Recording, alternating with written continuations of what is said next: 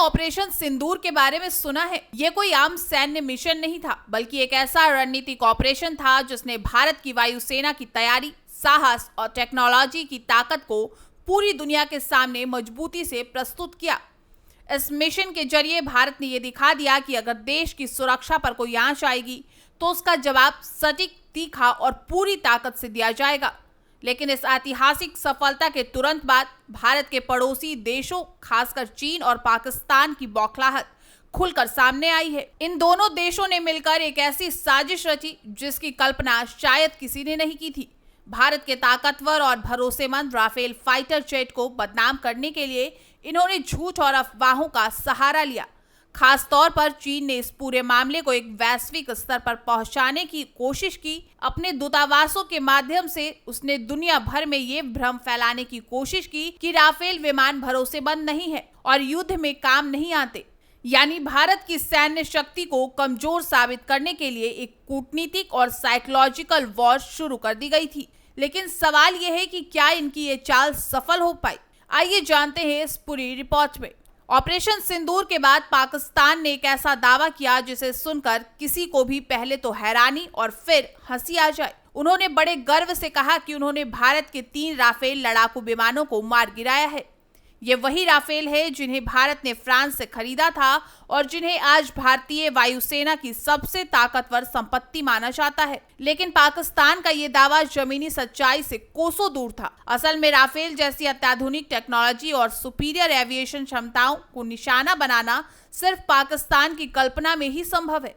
यही वजह है कि इस दावे की पोल तुरंत खुल गई। दशा एविएशन, जो राफेल विमान का निर्माण करती है, उनके सीईओ एरिक ट्रैपियर ने खुद आगे आकर साफ कहा है कि पाकिस्तान का ये दावा पूरी तरह झूठा, बेबुनियाद और प्रोपेगेंडा है। उन्होंने मीडिया के सामने खुलकर कहा कि राफेल जेट्स को किसी भी तरह का नुकसान नहीं पहुंचा है और ऑपरेशन सिंदूर के दौरान उनकी परफॉर्मेंस बेहद शानदार रही। इतना ही नहीं, भारत के chief of defence staff general Anil Chauhan ने भी इस मुद्दे पर खुलकर प्रतिक्रिया दी। उन्होंने साफ साफ कहा कि पाकिस्तान का ये दावा पूर्ण रूप से मनगढ़ंत है और इसका कोई सैन्य और रणनीतिक आधार नहीं है।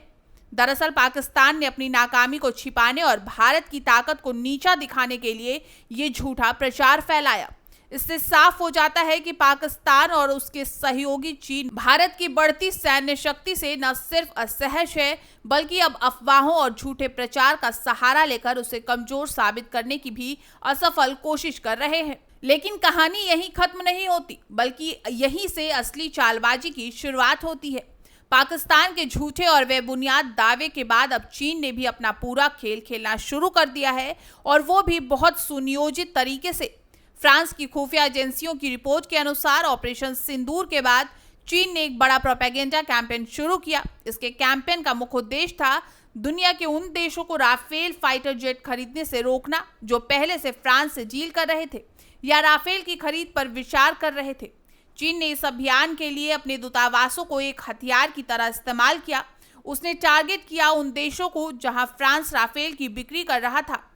चीनी राजनयिक और रक्षा अटैचे उन देशों के डिफेंस अधिकारियों से मुलाकात करते और उन्हें ये बताने की कोशिश करते कि भारतीय वायुसेना जिन राफेल विमानों का इस्तेमाल कर रही है वो दरअसल बहुत प्रभावी नहीं है। यानी एक तरफ पाकिस्तान झूठे युद्ध के दावे कर रहा था और दूसरी ओर चीन शांतिपूर्वक अंतर्राष्ट्रीय स्तर पर राफेल की छवि खराब करने की कोशिश में जुटा था।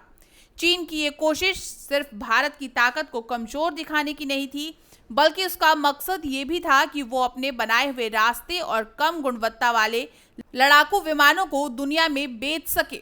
लेकिन शुक्र है कि फ्रांस ने समय रहते इन साजिशों को पहचान लिया और दुनिया को सच्चाई से अवगत कराया। असल में अगर गहराई से देखा जाए तो चीन का मकसद बिल्कुल साफ था। वो नहीं चाहता था कि राफेल जैसे ताकतवर और भरोसेमंद फाइटर जेट ज्यादा देशों तक पहुंचे, क्योंकि अगर ऐसा होता तो सीधे तौर पर चीन के बनाए हथियारों और लड़ाकू विमानों की बिक्री पर असर पड़ता, यानी उसकी डिफेंस इंडस्ट्री को बड़ा झटका लग सकता था। इसी डर से चीन ने चालाकी दिखाई। उसने अपने डिफेंस अटैचे को अन्य देशों के डिफेंस अधिकारियों से मिलवाया और वहां पर चीन के हथियारों की जमकर तारीफ की और साथ ही साथ राफेल की खूबियों को नकारने की कोशिश की। इसका मकसद साफ था कि फ्रांस की तकनीक को कमजोर और संदिग्ध दिखाना। और भारत की रक्षा क्षमता पर सवाल उठाना। यानी कुल मिलाकर ये एक राजनयिक स्तर की साजिश थी जो चीन से पूरी तैयारी और रणनीति के साथ चलाई ताकि वो अपनी पकड़ और हथियार बाजार दोनों मजबूत कर सके। अब सवाल ये उठता है कि क्या चीन और पाकिस्तान का ये प्रोपेगेंडा कामयाब हुआ? बिल्कुल नहीं। फ्रांस ने न सिर्फ इस साजिश को बेनकाब किया बल्कि राफेल के तकनीकी आंकड़े और प्रदर्शन दुनिया के सामने रख दिए। भारत ने भी ऑपरेशन सिंदूर के जरिए दिखा दिया कि राफेल सिर्फ दिखने में ही नहीं बल्कि युद्ध के मैदान में भी बेजोड़ है। तो दोस्तों, ये थी चीन और पाकिस्तान की एक और चाल जो राफेल जैसे शानदार विमान की साख को गिराने के लिए रची गई लेकिन नाकाम रही। अब आप ही सोचिए, जो देश दूसरों की तकनीक और ताकत से डरकर झूठा प्रचार फैलाए, क्या वो कभी सच्ची ताकत बन सकते हैं? अगर आपको ये जानकारी पसंद आई हो तो वीडियो को लाइक करें, शेयर करें और चैनल को सब्सक्राइब करना बिल्कुल ना भूलें।